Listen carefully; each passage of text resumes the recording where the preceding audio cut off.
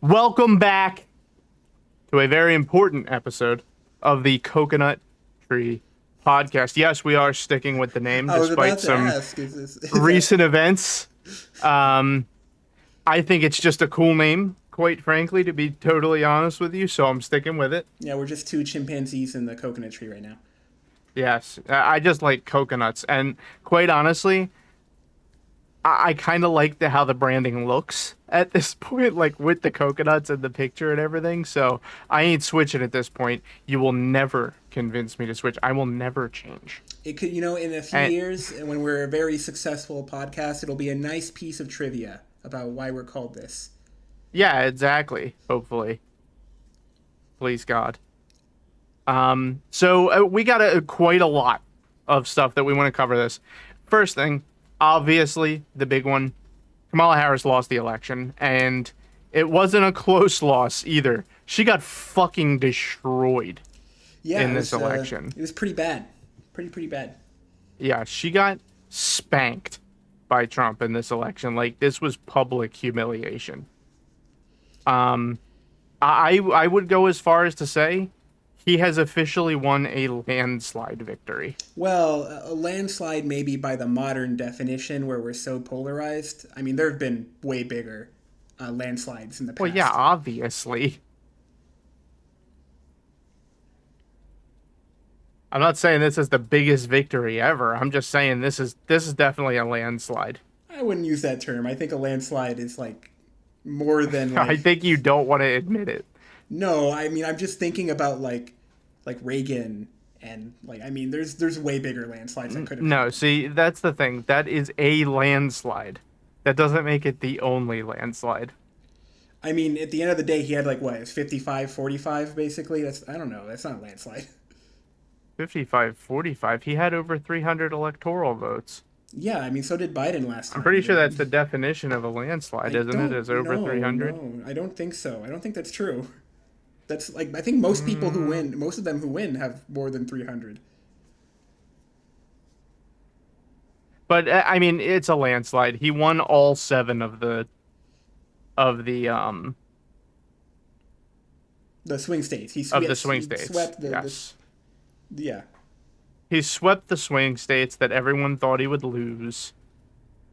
And he also won the popular vote. All the long and short here is no one came to fucking vote. Yeah, it's No one true. cared. Yeah, it seemed like turnout in places like Philadelphia and like other big cities, Grand Rapids, Detroit, were just not what they needed to be. I think we're experiencing part 2 of the Hillary Clinton effect. What's Nobody came out to vote. Well, it's actually worse than the Hillary Clinton effect because at least she won the popular vote. Sure. As it stands, Harris is behind in the popular vote by I quite a was talking lot. about in turnout numbers, is what I meant. I think a big piece that can't be underrepresented here in this conversation is that I think people thought that she was just a shoo-in. She was going to win. Like, Democrats thought there was no chance Trump was going to win again. So I think a lot of them just didn't show up to the polls. Same thing that happened with Hillary. Uh, I don't know if I said I don't know if Democrats thought that she was definitely going to win with Hillary for sure, but I think in this case maybe I think they just didn't like her as much. She just wasn't she didn't appeal to them. That too. She also wasn't as likable. Yeah. Um, she had an aura about her of things that people don't like, which I think it's time to get into one of our topics for today. Why did Kamala really lose this election? So I want to give my reason first, and then I'll let you throw in a reason. We'll take turns here. Sure, Okay. sure.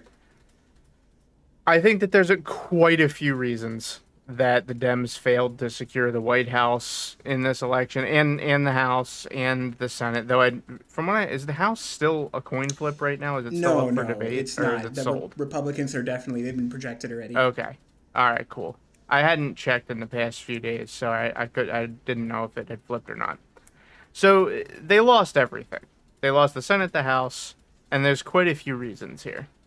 So the first thing, and this is what I think is the most important thing, they didn't just focus on the economy. They didn't explicitly talk 100% of the time about economic issues. We covered in a previous episode that the average American does not understand that the economy is booming right now. They don't get it. Most people do not know. They don't know. And that's okay. I'm not expecting every single person to be super tuned in with how the economy is doing 24/7. Most people just don't know how economics works. And that's okay. It's okay to not know. But the thing is, the Democrats had a real uphill battle here because they are fighting against a misinformation campaign the size of Mount Everest. And they just didn't even try to educate voters on why their economic stances are correct, or why the economy is booming, or what the key economic indicators we should be looking at are. They just didn't talk about it at all. Can I respond to that? 'Cause I think Yeah, of course. I broadly agree that they needed to do a better idea of educating the voter about the state of the economy, because it's just like you said. Frankly, there's a lot of misinformation about it. I will play devil's advocate here, though, and I would say it might be a double-edged sword. Like, I can imagine if they were trying to talk about how good the economy actually is, which is true, some people might perceive it as, oh, these out of touch elites don't understand how they think it's so good, and they don't understand how the average man is struggling and feels, even though they're wrong. You know what I mean? So it might seem like they're invalidating the anger that people What have. you're bringing up here is a problem that I have with politics in general. And that problem is that every politician is just trying to get their hot take out in 30 seconds or less so that it can be clipped and put in commercials. Politicians need to start digging deep on issues. When was the last time that you heard a politician, especially someone running for president, really dig in on an issue and explain what is going on a very deep level? It Basically, just never. doesn't I happen. mean, except for Pete Buttigieg, but he's a special case. Or Al Gore. Yeah, the Al guy Gore who. really dug in on climate issues. That's true. Yeah. But the thing is, especially with economic issues, the thing is, all of this stuff is so interconnected. It's such a web that is so complex to explain even the smallest piece of the American economy that you would literally, as a politician, have to spend an hour sitting there and teaching people, educating people like a marketing class, why the economy is working the way that it is. I agree. Like I said, I think my main contention, it's not really my contention, I'm playing devil's advocate, it's just that I feel like people don't want to be lectured that they're wrong. And they'll just Yeah, I'm ignore it. saying you're right. I'm saying Oh, you okay. are right.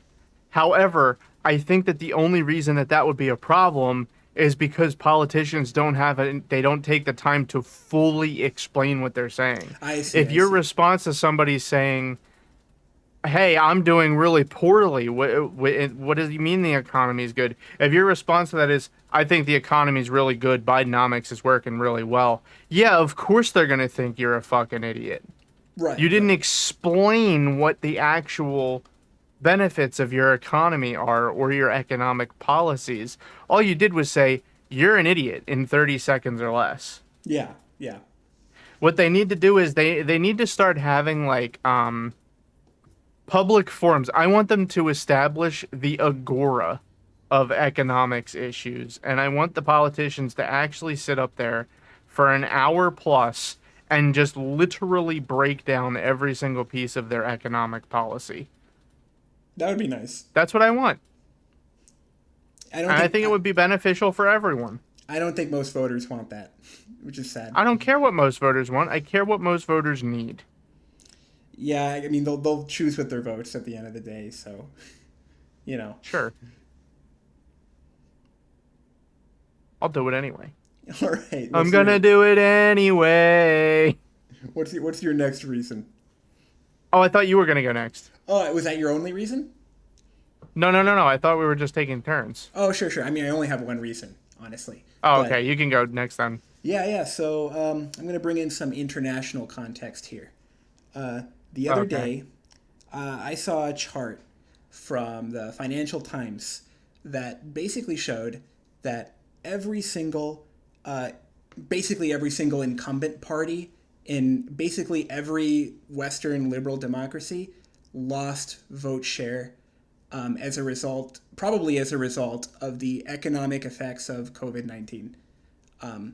And basically, even in the United States, where the economy is doing really good right now, we saw some rise in inflation, and Yeah, people feel that. softest landing ever. Yeah, soft landing. I mean, it's doing great, honestly, and inflation is coming down. Whatever. I won't get into that because it makes me upset. But Like I said, don't start teaching, Anthony. We already learned our lesson. yeah, I know. But basically, it seems like, whatever amount of inflation we experienced, we weren't immune to what was happening in the rest of the world. People were mad at incumbent parties. It doesn't matter if they were liberal, if they were conservative. In the UK, we saw the conservatives get thrown out and liberals winning in a historic majority. I think that was going to happen regardless. My point is, I think, maybe this is the final act of the COVID-19 arc. People were reacting to the short-term inflation that we saw. And yeah, that's my take. That's why I think it happened. I think that's a part of it. Like, obviously, that's definitely a big piece of it. There are residual effects of COVID-19. They are paramount in this election. They're paramount worldwide to the entire economy of every single country on the planet. I mean, just think about like Japan, like their ruling party that is like in power like 95% of the time since their democracy was formed. They lost, like historically. It's, Yeah, their kleptocracy was formed. yeah, pretty much. Yeah, I mean, I completely agree with you. I don't think you're wrong. I think obviously that is some of it. But quite frankly, that's how it is all the time. It's always the case that one side is blaming the incumbents for whatever the problem is at any given time. But something that we saw in this election cycle is that one side was just completely making up problems that just do not exist. Oh, totally. Like, all right, listen, I know I'm going to get preachy here, and I know I'm going to sound like I'm crying over the election here, but there wasn't inflation. You guys are feeling vibeflation. It's not a thing. Inflation has been at, like, historical lows for the past 3 years. It's been at around 2%. There was an initial spike of inflation for a while. Yes, during the pandemic still. Yeah, The first year of Biden's presidency, we had 19% inflation. And then it's been 2% every year since. really, I actually didn't know that. I I thought it mean, was I'm a little bit pretty higher sure it's than been that. 2%. Pretty Well, sure. the Federal Reserve has had to, like raise rates and stuff. I mean, there was inflation for They at always least a do bit. that shit. I mean, they don't. They had historically low rates for a long time. The U.S. inflation rate this year is 2.6%. Last year it was 4.1, and 2022 it was 8, but in 2021 it was 4. Yeah, so I mean, it did increase for a bit. So yeah, it went up. There was a spike. However, I do think that wages have also been growing quite a bit, and I think in relation to inflation, I think people are still earning more. I'm very dubious of that claim. I would need to see the numbers, but that's what I've heard. From what I understand from I know Biden's side likes to really report this record real wage growth that he likes to talk about every single speech. But quite frankly, from what I understand, a vast majority of that real wage growth has been exclusively at the very bottom. Yeah, my understanding Like is the that, middle yeah. and the top have not experienced that at all. Yeah, I would not be surprised by that based on the supply chain and labor shortages we Well, saw. it's so ridiculously easy to increase the standard of living for the bottom. You give them an Yeah, extra dollar, and all of a sudden their quality of life skyrockets. yeah, I do feel it was mainly like service workers and stuff like that. Yeah, absolutely. Yeah, So, like, while it is the case that real wage growth is technically up, you have to really look at who's benefiting from that because, quite frankly, the middle class is still drowning. But yeah, my point is just that, I think it was a reaction to inflation like we've seen all around the world. And that's why I think she Oh, lost. absolutely. We had the best, softest landing from COVID of practically any country in the world. Yeah, that's the sad part. If even we couldn't, like, hack it, I think basically every other incumbent party is screwed. Oh, yeah, I agree with you. But what I'm saying is, I think that was inevitable, regardless of who was in office. Yeah, Like, if probably. Trump had won in 2020, I think that the Republicans would have gotten swept by the Dems in this Oh, election. absolutely. Absolutely. Like, it would have just been the opposite. But I think that that is just a part of a bigger problem that we're discussing here. Sure.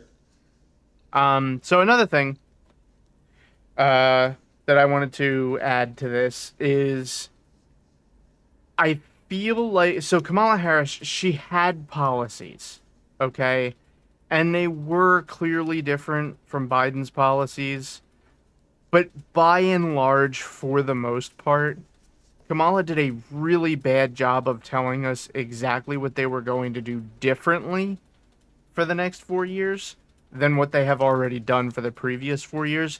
But more specifically, I think they needed to do it in a way that was easier for the average American to actually understand. I completely agree. I think that, like, she did not do a good enough job separating herself from Biden, and I kind of thought it was a wasted opportunity because I thought the whole point of having a new candidate was to be able to separate yourself from the unpopular one, right? Yeah, you would think, but no, apparently not. It's just like she did stand up there. She did talk about the subsidies that she wanted to give to new businesses, which are always a boon. Every single time. There is never, ever, ever a time where subsidizing new businesses has not grown the economy as a direct result of giving out those subsidies. She also talked about her first time home buyer tax credit that she wanted to distribute, which would obviously grow the economy and grow home ownership in the country. And because home ownership is growing, more people are going to be building houses as well in order to meet that demand. That's just kind of how basic supply and demand dynamics function. And then on top of that, she had her child care credit. But here's the thing. I think that they weren't explained to most people in a way that they could actually understand what the hell she was saying. Like, I think she said those things, and what the average American heard was, "Oh, so you're gonna tax me even more? Thanks." I'll add to that. I'll add to that. Not only did they do a bad job explaining their own policies, they did a bad job attacking Trump's policies. Like the They key. didn't even talk about his policies. Well, they did talk about his tariffs, right? But the way they talked Oh about it, yeah, a little. the way they talked about it was by calling them the Trump sales tax. And while Yeah, look, I thought that was a terrible yeah, decision. while that's literally true, like, a tariff will increase. It is a tax, and it will increase the price of goods. So you can think of it as a sales tax because it's not literally like a sales tax. It's very easy for Trump to defend that. He's going to say, "Look, I'm not raising sales tax. I'm just raising tariffs." It's just not an effective. Yeah, Yeah. so oh my god, I hate it so much because there's no winning in that conversation for the Dems. Like, it's a zero sum game. They may as well just not even engage with it. Because I don't know if you felt this way, but I feel like the average American, especially up here in the Rust Belt, being from Pennsylvania, I know a lot of people who were involved in the steel industry for a very long time around here. And quite frankly, most of them have this deep seated feeling, you will never convince them otherwise, that manufacturing jobs need to be brought back to the United States, and it's the only way that we can succeed as a first world economy. That's the only way we can do it. There is no alternatives. And they want the manufacturing to come back because obviously that provides them jobs and their families who have similar skill sets jobs. But the thing is, and the reason that these tariffs will not bring back manufacturing jobs is because, one, the tariffs don't go nearly far enough, like not even remotely close to far enough that it would be cheaper to bring manufacturing back to the United States. Not even remotely. It's not even close. They would have to have a tariff of about 900% on Jesus most Christ. goods in order for it to even be remotely considerable to bring back the manufacturing to the United States, because American workers are just that expensive. We have the most skilled workforce in the world, and as a result of that, they demand the highest prices in the world. That's why we have the highest GDP per capita on the face of the earth. Your labor is expensive. Yeah, that's They why. would need to increase tariffs to 900% in order to justify bringing manufacturing back. That's why I think the kind of manufacturing we need or that we do in the United States is the last step, right? So like the steel is made somewhere else, but we put together the Teslas. You know what I mean? That's how we already are kind of doing it. Yeah, that's what I'm saying. That's how it works. That's how it should work. Yeah. Yeah, another thing that the Trump tariffs overlook when it comes to bringing manufacturing back to the US, the thing that it overlooks is that it overlooks the basic materials. We have outsourced our basic materials production for such a long period of time that those people who had those skills are no longer in the workforce. We would need to retrain an entire generation of Americans to do those jobs again. Yeah. You really, I want you to honestly sit there for the next 30 seconds after I get my point across and think about it. Do you really think that there is a large supply of people in Gen Z, young men, who would be willing to go work in the coal mine for $16 an hour? Yeah, no. It's not Do you happening. really believe that that's a thing? It's not happening. There's just no chance you're going to convince them to do that. You would have to pay them $50 an hour in order to convince them to go to the coal mine. Yeah, I mean they'll There's just complain no way. about $15 an hour flipping a burger. They're not gonna go to the coal mine for that, you know? Yeah, it's just like, dude, like, seriously, it's just an asinine idea. And then on top of that, even if they did increase the tariffs to 900% and went super isolationist, the prices of all the goods would go up by 900%. It's insane. Which would mean that wages need to go up by 900% in order to keep up with it. These tariffs, in order to bring back manufacturing, you would have to forcibly create hyperinflation. Enjoy your $6,000 smartphone.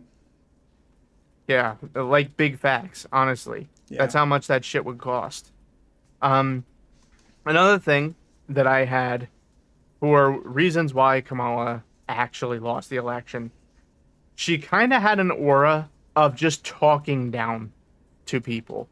I feel like a lot of the people who were either kind of iffy about her or outright were going to vote for Trump, I think that they got the vibe from her that they were being talked down to by her. Like something along the lines of, you are all stupid, vote for me, you're dumb and don't know what you're talking about, shut up and do what I tell you. That's kind of what I think people, the aura, the vibe that people were getting from her was. And I think that it really rubbed people the wrong way. But where does that come from? Because I didn't feel that. I don't know where that comes from. All right, so I was having a conversation with a coworker the other day, and I put it like this. It doesn't matter if you're right. It doesn't matter. It doesn't matter if Kamala Harris was right about every single policy decision. It doesn't matter. Do you know why? Because Why? if you're talking to someone and they disagree with you, and your response is, if you vote for him, you're a Nazi fascist scumbag piece of dirt, they're not going to vote for you no matter how right you are. I mean, she was right though about that. Not It doesn't matter. She didn't say It it in doesn't so many matter. words, by the way. She didn't say it like that. I mean, she just called Trump a fascist. She didn't say anything about the voters. Yeah, but she called his supporters degenerates and weirdos, and the weirdo thing was a huge part of the campaign. I thought And I'm they- sorry, I but thought if she you're called- talking down to people like that, you're not going to I'll get their push vote. back. They called Vance and Trump weird, which they are. They didn't call the voters weird. Yes, they did. No, they didn't. Walz specifically called the voters weird. No, I'm He pretty said, sure. these guys are just, they're kind of weird. I think he was talking about Trump and Vance when he said that. Okay, but you need to use context clues here. Most of the people who are supporting Trump and Vance, they align themselves with him personally. They see themselves in him, that he represents their struggle in their minds. So if you're calling them weird and degenerates and Nazis, they take it personally. I don't think this is, you might be right. You're probably right. But I don't think that we need to cede ground on this because no one, look, when Kamala Harris loses, we'll say this kind of stuff, right? That they talk down to the voter.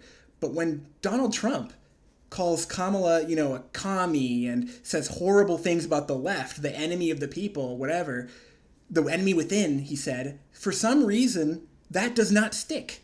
So why? Why Yeah, is it that? doesn't stick because Democrats and Republican voters have very different personalities and sets of values from one another. And I guess swing The people voters. that we need to appeal to are the people who are in the middle. Yeah, the swing voters. And those swing voters, all right, let's be real here, on average, are not particularly educated on most of these issues.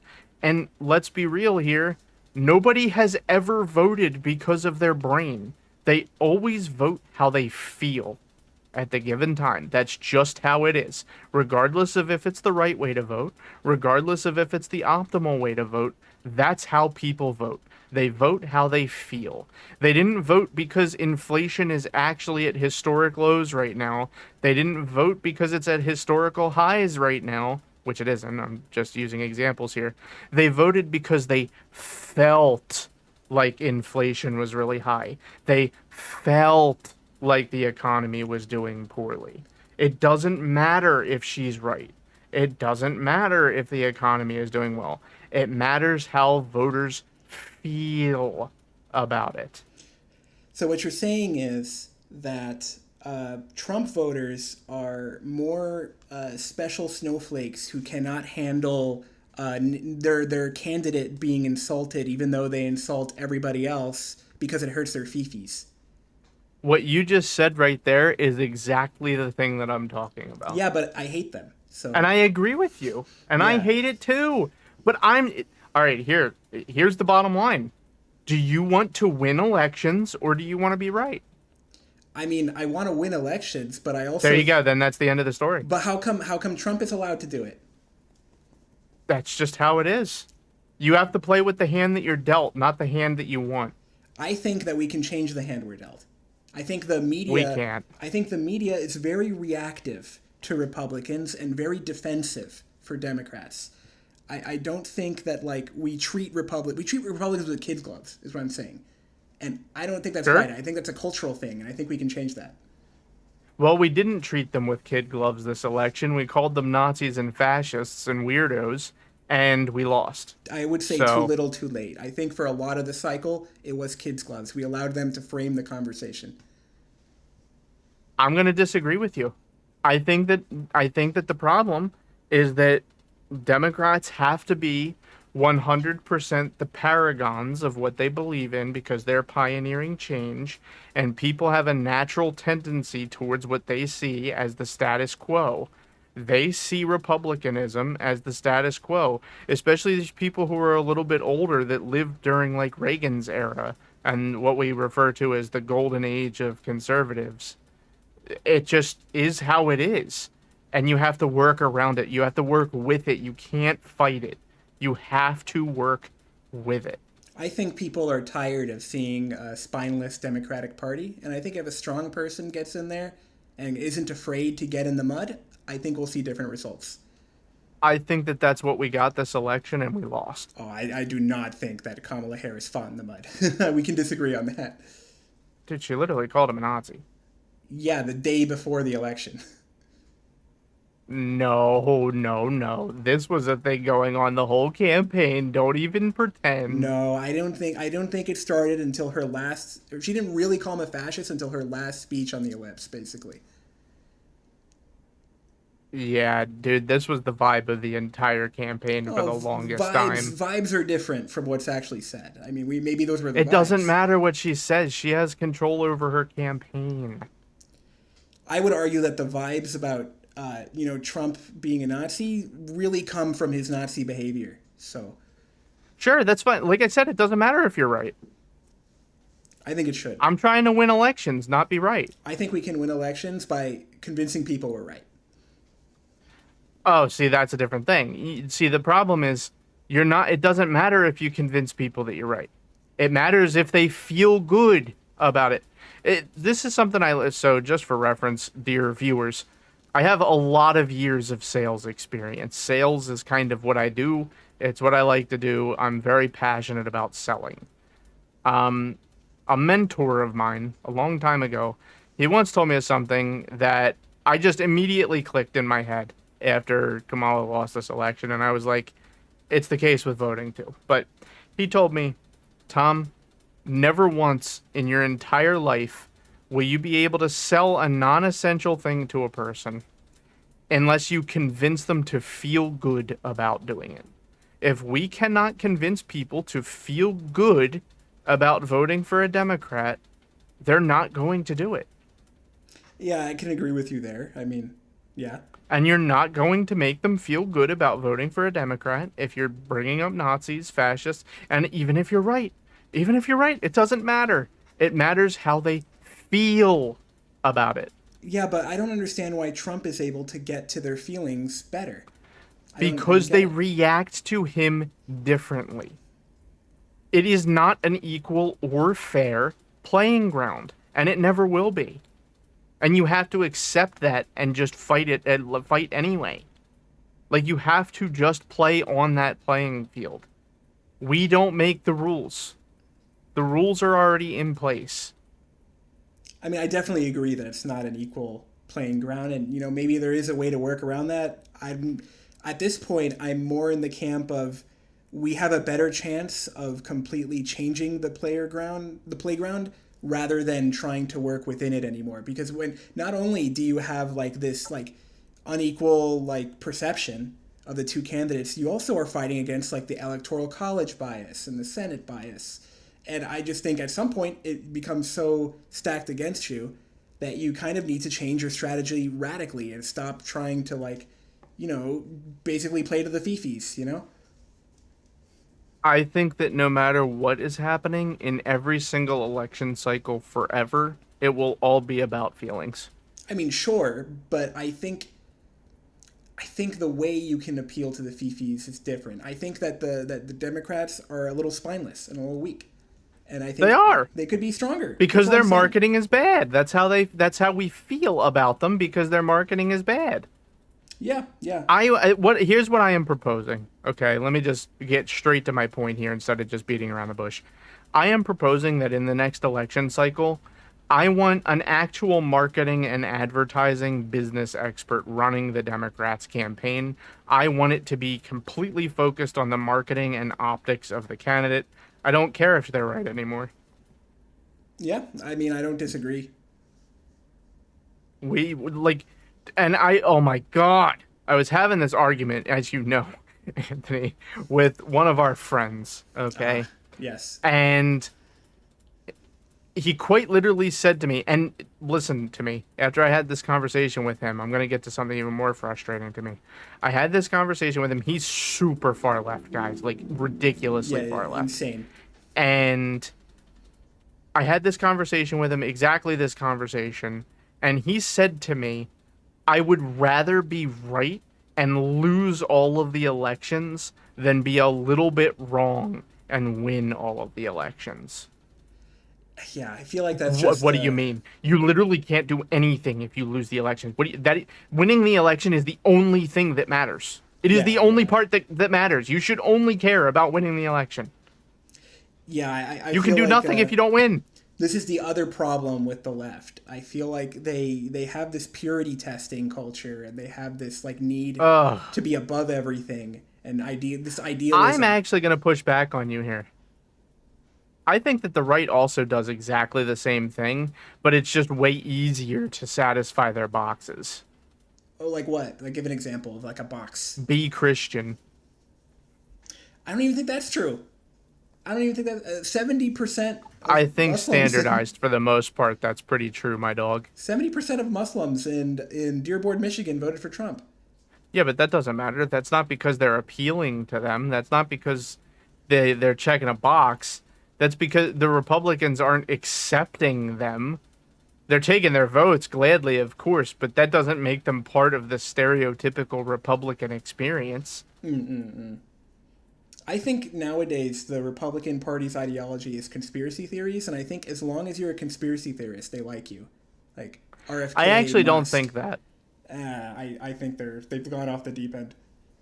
I don't think so. I think obviously some of them have, like Lauren Boebert and Marjorie Taylor Greene, obviously with their Jewish space lasers. I think that they have completely gone off the deep end. But quite frankly, and I think that there's been a really bad job at certain news sources of reporting things in a unbiased way.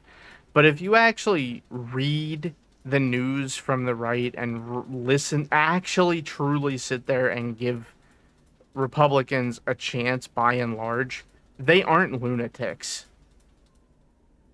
Can you give an They're example of not. something that was portrayed as lunacy but isn't? You're talking about in this specific election? Yeah, yeah, sure. I mean, if you have a different Hmm. example that's outside of this election, that's fine too, I guess. Oh, well, there's tons of examples from outside of this election. Sure. Like, just look at John McCain's entire campaign. I don't think they. No, that's different. Look, I think that the party, what you feel about the party, I think used to be true. That people did used to treat Republicans as way more extreme and lunatics than they actually are. But I think nowadays there's a sort of like a culture, a different culture than what existed back then. We got like Musk talking about the deep state and sharing fake AI photos. You've got Yeah, like sure. you've got the Jewish space lasers. That would have been unthinkable in 2008. No Republican, in mainstream Republican, would be saying that. Yeah, It's a I different think you're a ballgame. little crazy for thinking that. I mean, have you ever heard Rush Limbaugh talk? And he's about as mainstream as it got. Rush Limbaugh never served office. I'm talking about politicians. Yeah, but he was okay. You don't need to serve office to be a voice of Republicans. But even our talk shows are crazier than they used to be. Like yes, Rush Limbaugh is crazy, but now Tucker Carlson is going to Russia and talking about how great their supermarkets is. Rush Limbaugh would never have done that. Well, yeah, of course not, but he has a different modus operandi. I really think that everything has gotten so much more extreme than it used to be. I wish we were back There, I in those agree with days. you. I agree with you that things have gotten more extreme. I'm just saying it's not all black and white conspiracy theory or not conspiracy theory. Like a lot of these things that Republicans talk about or care about a lot are fair things to care about. I mean, I think I would agree with you there. I think there are they have some things that they care about that are fair things to care about. Like there really is a very large flaw in the immigration system right Yeah, now. of course. I think that's a totally fair thing to care about. But I also think But that at the same time, you don't have to add underground pizza shops to the yeah, immigration yeah, stuff. exactly. Or No, talk about I like got you. I yeah. think the problem is they start with a real, actual problem, and then they get themselves all worked up. They're all going crazy, and they start throwing in shit that's just not real, and then they get lost in the sauce, Yeah, I think that is happens. kind of what I think happens. But the important part here is that the base idea that they start with is actually scary, is actually concerning, and is real. Sure, sure. Maybe we can agree on it. I think that might be true for the most cited issues. Yeah. Yeah. And another thing, okay, and this is going to be controversial, just to give warning. My next 2 points actually are going to be extraordinarily controversial. They do not reflect my stance on these two issues, but I do think that they had a large influence in this election. First of these being she was a black woman. Let's be real here. It had an impact Look, on this I election. can't say that. I don't think we'll ever know how big of an impact that was because obviously for the people it did have an impact Obviously. on, they're not going to admit it. But They're not going to tell you. it's Yeah. definitely non-zero for sure. Well, I think that it's more of it's not just that she's a black woman. That's not what it is. I think that the stereotypes associated with being a black woman followed her into that. I think that a lot of people in the black community saw her as like something of an Uncle Tom of sorts. I think that they look at her record as Attorney General, where she put away a lot of black people for marijuana charges, for Hey, example. I know that that's And true. I know that that's true because I was in an Uber once with a look. I'm one of those stories where like you anecdotally talk about a random Uber driver, but um, I was going to a Kamala rally and the Uber driver was driving me there, and he's like, "Oh, are you going to the rally?" I'm like, "Yeah," and then he's like, "I don't know, man. I don't like Trump. I don't like Trump, but I don't like Kamala because Kamala locked up a lot of people in California, and Trump was freeing prisoners." That's like the opposite of what you used to yeah, hear. yeah. Well, that's a thing. It followed her into it. I think that there's a lot of people in a black community that look at her like an Uncle Tom. I mean, I don't have another word for it.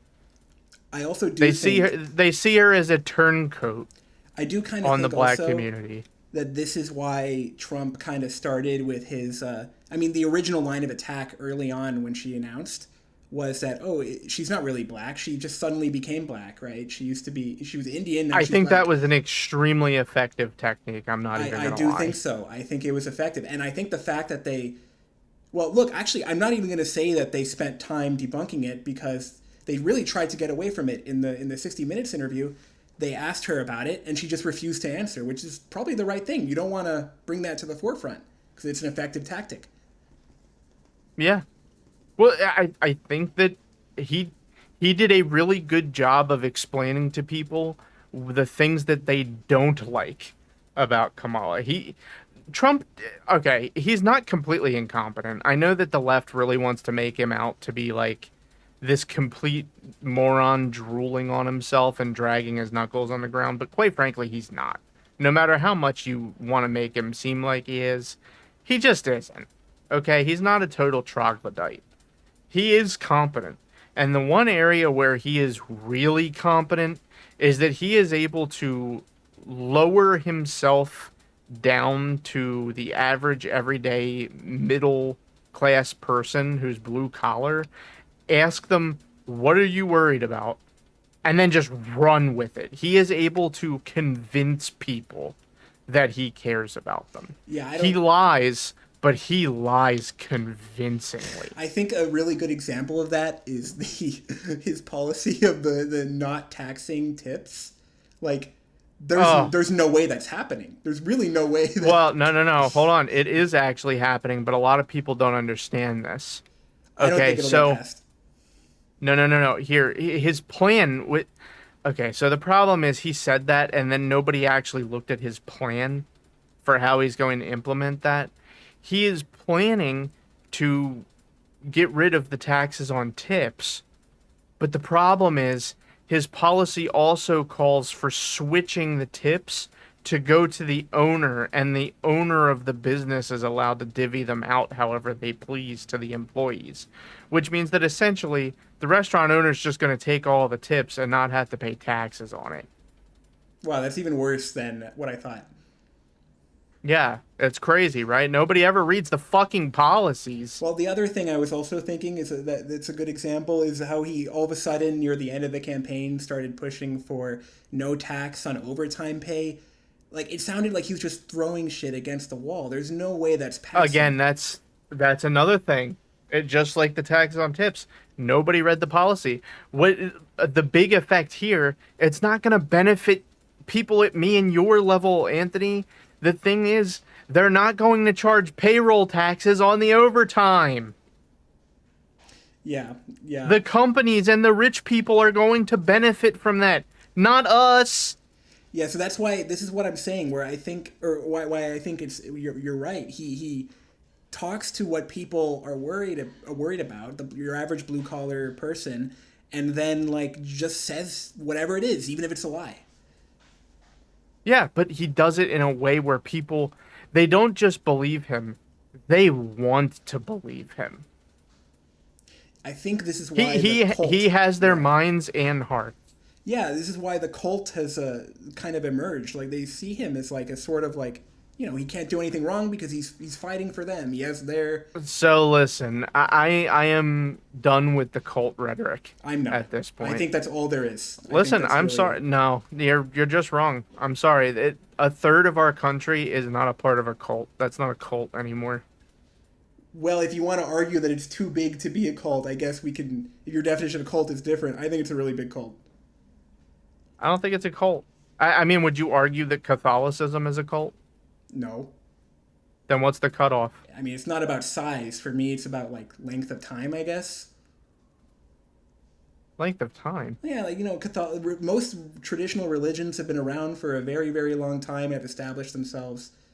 I mean, if you're arguing that the devotion to Trump is a religion and not a cult, sure, I'll go with that. My point is that it's dogmatic. I'm just saying that there's no chance that the third of the entire population that voted for him is that dedicated to him that you could say that. Like maybe 10% of them are part of this cult. Maybe 20% of them even are part of this cult. But you can't tell me that a third of the entire country's population that voted for him is a cult. I've That's seen just insane. I've seen Trump supporters support things they never would have supported before, but And they're because part of that 10%. maybe they are. I think that people look at extreme examples of Trump supporters and extrapolate that to the rest of them. Sure. But I think that in reality, they're like the Twitter user of the Republican Party. Sure, They're just real loud. I think I agree with that. Maybe there's like a 30% of Trump supporters are kind of fall into that extreme camp, but maybe not all of them. Yeah, exactly. But I think it's a non-significant amount. Oh, sure, Sorry, there's it's no a such significant. thing. I'm not saying that it's non-significant. I'm just saying that I'm done with it because I'm done calling them cultists. They're just far-right extremists to me now. Sure, trading in one insult for the other. Yeah, but I think it's important. Okay. Okay, so anyway, we're getting lost in the sauce here. The next thing, and again, this is going to be controversial and does not reflect my stance on the issue that we're discussing. However, I do think that it was poignant to this election. So, the concept of transgender people came up frequently in this election. I can tell you, living in a swing state, I get all of the political ads. And yes, it was always conservatives bringing it up. It wasn't the Dems who were bringing up trans people. However, they really bend over backwards when answering questions about trans people to not offend them, to be as inclusive as possible. Okay? And quite frankly, I think that in this election cycle, at this time, when people are worried that they're not even going to be able to feed their families, even though that's complete bullshit, we already discussed that, they don't want to hear about trans people. I think, and Anthony might disagree with me on this one, I think that whenever Kamala Harris was asked about trans people specifically, when they brought up puberty blockers or hormone blockers, anytime that that's brought up to a Democrat who's running for office from now on, the response should immediately be, hey, I don't think we have enough information on that. I don't want people touching anyone over 18 with that kind of health Under care. 18, you mean? Isn't that what I just said? You I said thought I said touching under. people over 18. Oh, I meant under. Yeah, I think that. Hold on, let me start over then. I think that the Dems should respond to those types of questions with, I think that puberty blockers and hormone treatments are not okay for anyone who is under the age of 18. You cannot touch children. However, I think that after you're 18, you're an adult, you can do whatever you want, and I won't stop you. I think that that should just be the approach that Democrats take from now on, because quite frankly, it's winning an election is nothing more than a numbers game, and it makes zero sense to try to make an appeal to less than 2% of the population when they're going to vote for you anyway, first and foremost, but second of all, and even more importantly, when you appeal to them, you're going to piss off like 30% of people who really are opposed to the hormone treatments and puberty blockers for kids. So I think it's just if you play the numbers game, it makes no sense. And yes, you're letting the other side set the line. I get it. I understand. But quite frankly, you need to win elections. Trans people are going to suffer much more if we just let Republicans keep winning elections than they would if we just stopped bringing them up so much in that context and won elections. We need to win the elections. You know what, Tom? I'm going to surprise you here. I actually agree with this take. I think, Oh, regardless of what I'm surprised. yeah, I know. Regardless of what's right, or regardless of what someone's personal feelings on trans issues are, the fact is that a good portion of the country is just not there yet. They're not there, and you need to appeal to them. And I actually think there's precedent for what you're saying. I think a lot of people forget that Obama ran in 2008 and specifically said that marriage is between a man and a woman. He did not Yeah, support gay Biden did as marriage. well. Yeah, yeah. And Clinton. This changed later, obviously, but I don't know what Obama's true feelings on the matter were at the time, but it's undeniable that he said something that at the time would appeal to a broader base. Yeah, and well, let me just throw this out there. You brought up Obama specifically. So I want to ask you, Anthony, you have to pick one singular piece of legislation from the past 24 years. What piece of legislation has benefited the average American more than any other piece of No, information? I mean the Affordable Care Act, obviously. Exactly. The Affordable Care Act. And do you know what's crazy, Anthony? What's that? The Affordable Care Act would have never happened if he didn't do that. True, true. If he didn't win the election, you probably wouldn't be eligible for health care. You probably wouldn't be eligible for health care. And you, viewer, wouldn't be eligible for health care. I think people don't know how bad it was. I think people don't know what the Affordable Care Act is. Yeah, they don't. They And yeah. let me explain here by leading into another segment here. I know we're running low on time, but I really want to get to this. Trump regret. There's a lot of Trump supporters who were regretting their decision to vote for Trump because now, all of a sudden, now that he's actually talking about what he wants to do after the election has ended, all of a sudden, they're finding out what he wanted to do. They didn't know. They were confused. It makes and me sad. one but of these things. Sorry, I just want to say it makes me sad, but I also get a little bit of Schadenfreude out of it. Oh, of course. Of course. And a little bit of self-flagellation Oh yeah. as well. But I will tell you, very related to what we were just discussing, Obamacare, the Affordable Care Act, one of the big Trump regrets and one of the big things he ran on was repealing Obamacare, repeal and replace. It's coming out now from a bunch of Trump supporters that they didn't realize that Obamacare was the Affordable Care Act. They didn't know. Whoever They didn't know that that's what they were talking about when they said Obamacare. Dude, whatever They didn't know. Whatever evil person came up with the idea of calling it Obamacare, brilliant strategist, honestly. Well, yeah, the Republicans have the best marketing people. That's just not even a question. Oh yeah. They have the spin doctors. Another example of Trump regret. There has been a significant number of Latinos who are coming out right now that are saying, wait, I thought they were only deporting the illegal immigrants. I didn't realize that his plan was to make it so that me having a child here, I'm no longer eligible for citizenship and they want to deport me too.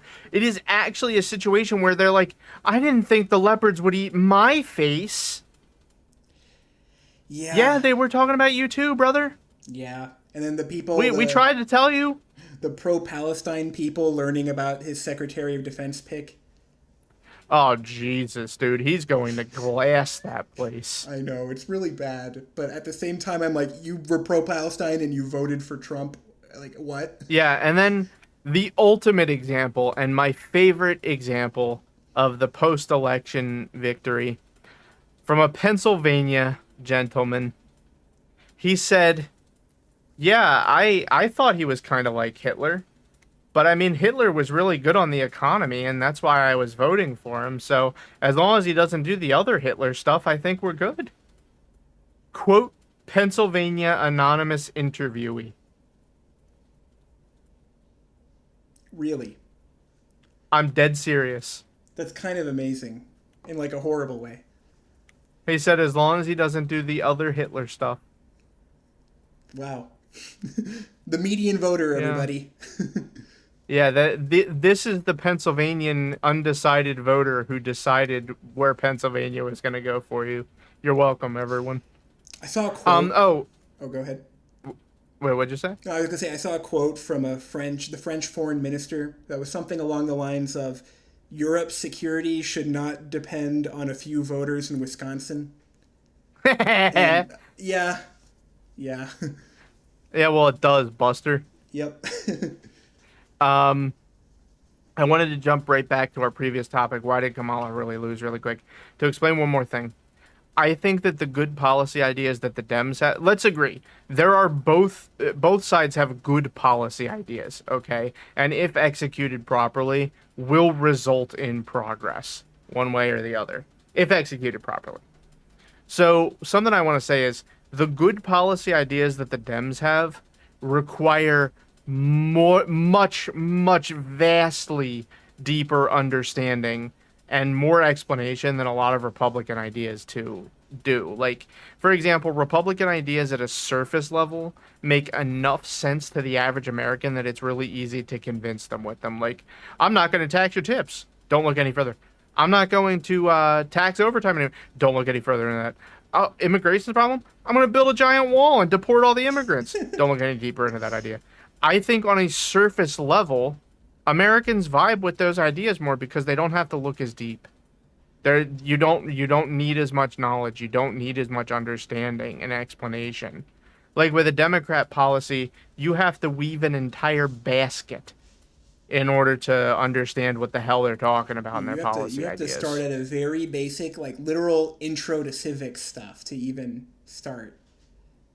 Yeah, like the thing is, the Dems really bank on people being educated enough to understand them, and they're not. Like, oh my God, hold on. The biggest, one of the most effective criticisms of Kamala Harris, but also one of the stupidest ones, was whenever she proposed a good policy, there would always be somebody who said, "Well, why didn't you do that in the first 4 years?" As if Because she was vice as president. if the vice president has any civic power.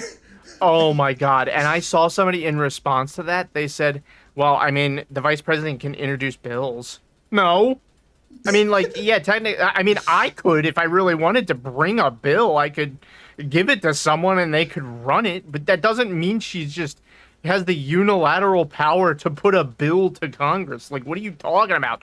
The vice president is practically an honorary title, Yeah, so unless the Senate is split. when you have to start at the, building up the basic foundations of civics to get your policy across, you've already lost. Yeah, 100%. And one more, this is the last point on the why did Kamala lose for me.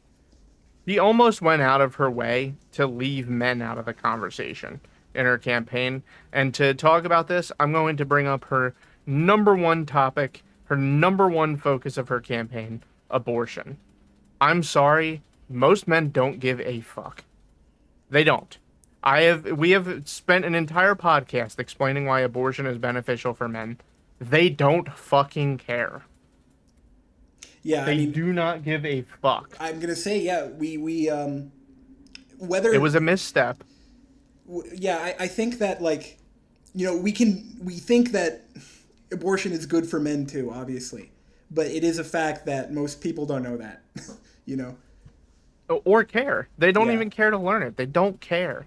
Only 18% of voters in exit polls said that abortion had an influence on their decision. Yep, yep. So that means it's practically a visceral edge margin issue. Nobody cared except for like the leftists who scream a lot. Well, I mean, And that's just not a way to win an election. I'm sorry, it's not. I think there Just look was. at how many young people swung to Trump, and young men, I mean, swung to Trump, and you know why it's a bad idea. Let me play devil's advocate a bit, just for a second, on the abortion Oh thing. boy, here we go. There was a lot of like promising, there had been promising election results of abortion being on the ballot and Democrats winning a lot. Like even in Florida, the abortion amendment that didn't pass. The only reason it didn't pass is because it requires 60% of the vote to pass, and it only had 57%. I think it is a popular issue, but maybe it doesn't motivate at the same level. Yeah, I mean that. So here's the thing.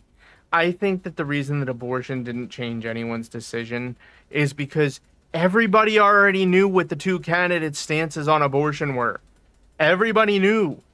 Like, Anthony, if I sat here and screamed at you, "Hey, Anthony, did you know I'm from Pennsylvania?" over and over and over again, and then I asked you the question, "Hey, where am I from, Anthony?" Obviously, you're going to know the answer. I didn't need to tell you a million Yeah, you're times. It from just annoyed you. you're from New Jersey, yeah. Sure. But so we're coming up on time here, so I want to go really briefly over a couple of other issues here. So the first thing I want to talk about, delayed effect response. Okay.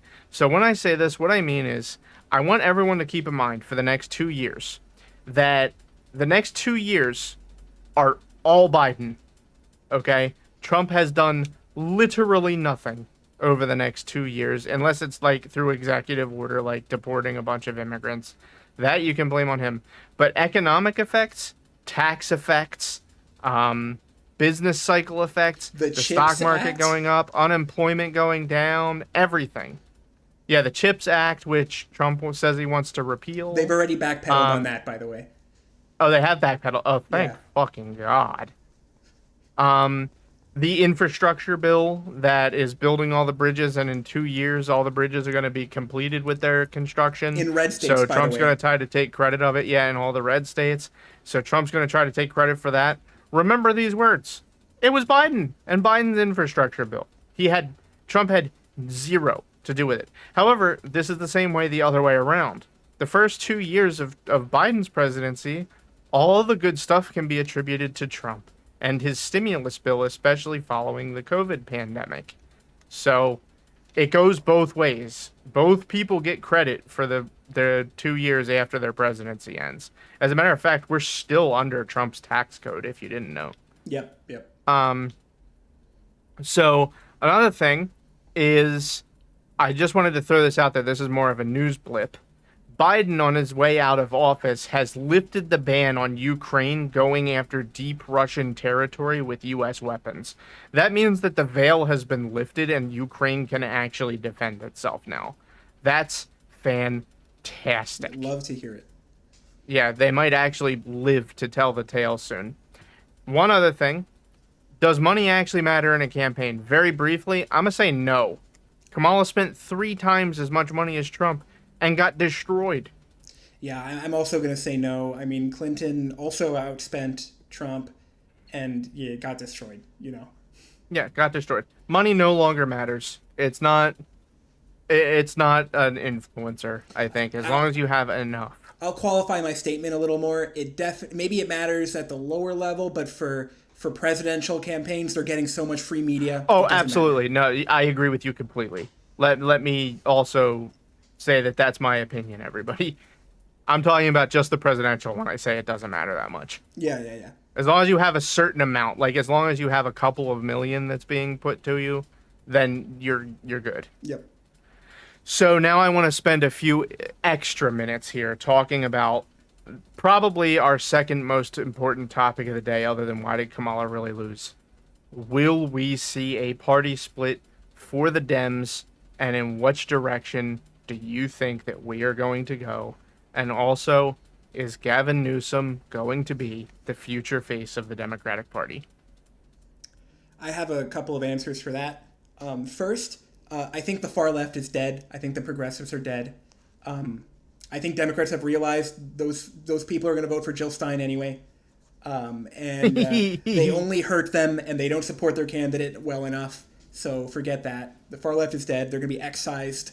The As for Gavin Newsom, though, I wish he was the face of the party. I love that guy, which is controversial to say, but I think a politician from California, especially one who just has the vibes of Gavin Newsom, I think will not play well. Yeah, so I'm surprised to say this. I agree with you completely. Okay. What I'm hoping for is that the Democrats with I don't think we're going to see a full party split, okay? I think we're going to see more of a party shift for the Democrats. I think that, like you said, the far left people are just going to have to bite the bullet for a while and wait for their chance to strike in the future and be nice, good boys and vote for the Dems in the meantime so that they can win elections. But I think the party shift that we're going to see, and was very obvious in this election, is that what I want to see is the Democrats stay exactly where they are fiscally. They want to stay fiscally liberal right where they are, but they need to become socially moderate. They need to stop appealing to 2% of the entire population as a keystone to their platform. It needs to stop, okay? It's done. It's dead. People are tired of hearing about that. And as for Gavin Newsom being the future of the party, I don't think so either.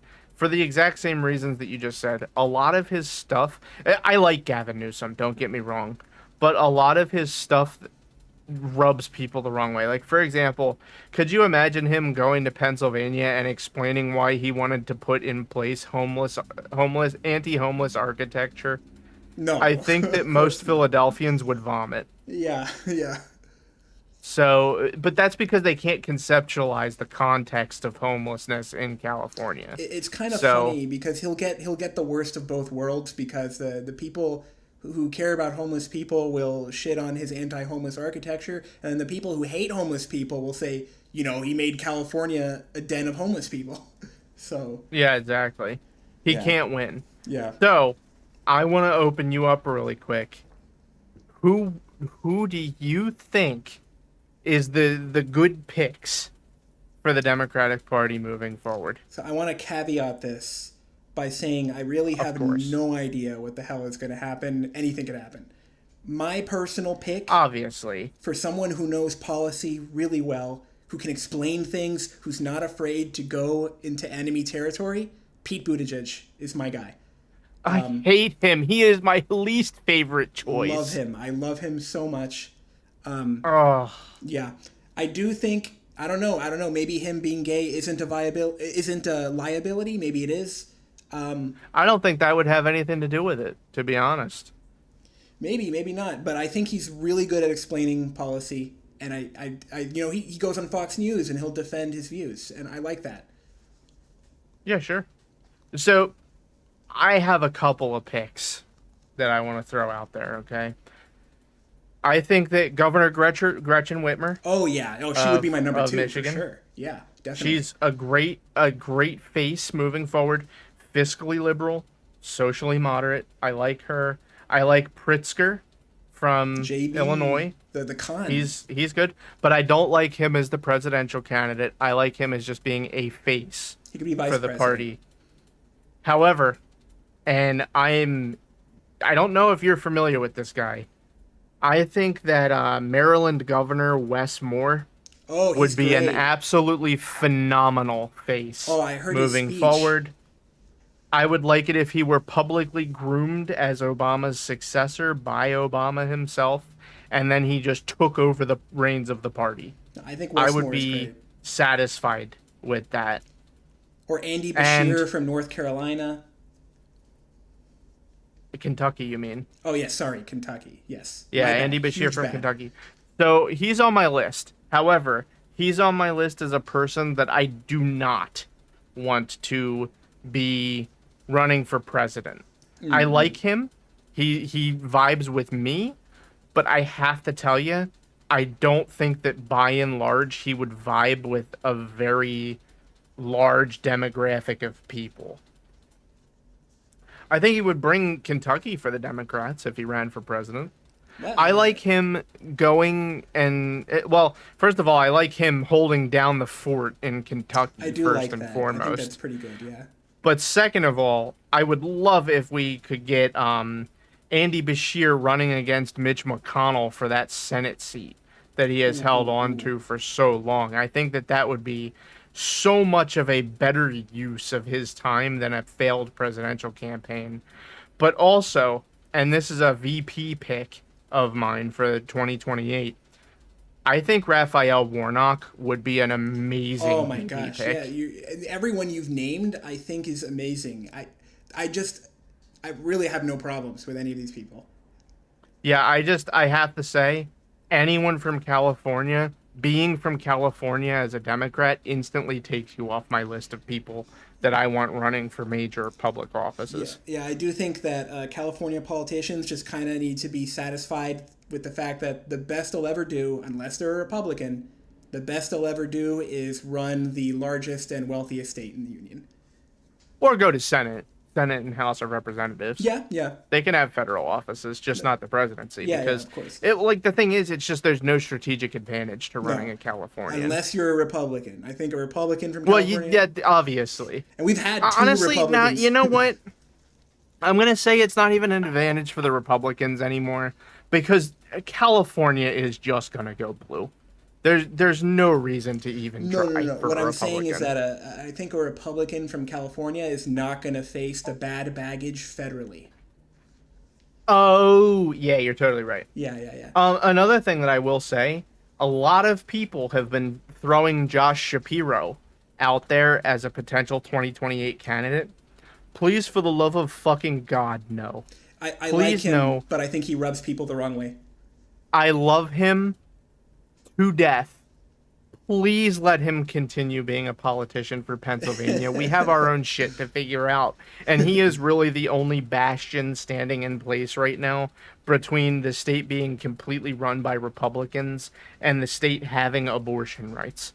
Like, I don't know how else to say this. He is the only Stonewall in the way now. And also on top of that, I think he'd perform really poorly on a national scale. Yeah. He's too moderate. Like he's too milk toast. There's nothing exciting about him. He's too much of the normalcy candidate. I think he's a So good yeah. speaker, but yeah. Oh, of course. I mean, all right, let's be real. 90% of all of these politicians are good speakers. Yeah, yeah, that's fair. But I will say, and I'm locking it now, Raphael Warnock better be a real pick for VP in 2028. Bro, I I think listen that if he is not at least considered, I have lost all hopes for the Democrats. I started I mean, listening to Warnock's speech during the DNC, and I gotta tell you, I felt spiritual. That guy, he definitely talks like he was a preacher. notoriously, Yep. him and John Ossoff are the only two campaigns I have ever donated money to. Yeah, me too. Me too. So I I take personal responsibility for them winning those elections. And I gotta say, I'm riding with Warnock. He's my guy. I think he's moderate in social issues. I mean, the dude's literally like a Southern Baptist preacher. Okay, so I don't think you can really go wrong there. And then on top of that, he's fiscally left leaning. So I think he's just a good balanced pick. And I think he will absolutely swing the scale and turn Georgia blue at a presidential I level. absolutely think that he will do better with the black community than Kamala Harris. Obviously. Yeah. Um I'm so glad that you agree with me on Raphael Warnock. I think that he's a slam dunk. You know, you named all these great names. I only named Pete Buttigieg, but I agree with all your names, honestly. Yeah, well, it's just Pete is his career is riddled with too many failures and gaffes that could be easily exploited by the other side. Like the trains coming off the fucking rails in Ohio. It's not I his think that people fault. blame him for. I know it's not his fault, but people blame him for it. It happened like shortly after he lost the reins, you know, and he was the Secretary of Transportation when that stuff was going on. So a lot of people blame him for that stuff, and I think because of that, it would be taken advantage of. Let me put it this way: maybe he's not the most likely to win. I think maybe some of the names you've named are better to win, but he would be my personal pick. That's all I'm saying. I think that I would vote for him. Don't get me wrong, but I think that Gretchen Whitmer is the worst of the choices that I've listed there. I think Not because I don't like her, but I'm sorry, guys. As much as I also would be okay with a woman winning, I just don't think it's time yet. Yeah, I mean, I hate to say I it. want to win elections. I really hate to say it because I voted for every woman that ran, but Me too. but it's just not a good look to have a third female candidate after the first two lost. I don't know. I don't think it's a good It's not even just strategy. not a good look. It just clearly isn't working. Like, as much as I hate to say it, every Democrat will vote for the woman, right? That's just how it is. But the thing is, when it comes to a presidential election, it's not about who registered Republicans are voting for. It's not about who registered Democrats are voting for. It's about those people who are in the middle. Who are they voting for?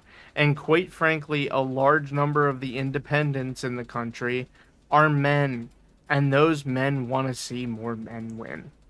That's just how it is. I gotta say, I feel like a running theme of this episode has been we need to understand that the median voter isn't very sophisticated and we need to accommodate that. Yeah, I completely 100% agree with that. Like, all right, listen, if you go to the average American and ask them how they feel about neoclassical economic systems, they're going to look at you like you're a fucking lunatic and run away after macing you. Oh, for sure. Okay? Like, listen, that's like you learn that in college. That's not a low-level concept. I don't expect most of them to know that. But how can I expect somebody to vote rationally if they don't understand economic concepts? So it's just kind of a catch-22, you know? It's just, this is just a part of living in a stable democracy. You just have to accept that not everyone is going to be educated on these types of specific issues. Yeah. So yeah, I think that about wraps it up, unless you wanted to go over anything else. No, I mean, we're already over. I think it's a good place to end it. Yeah.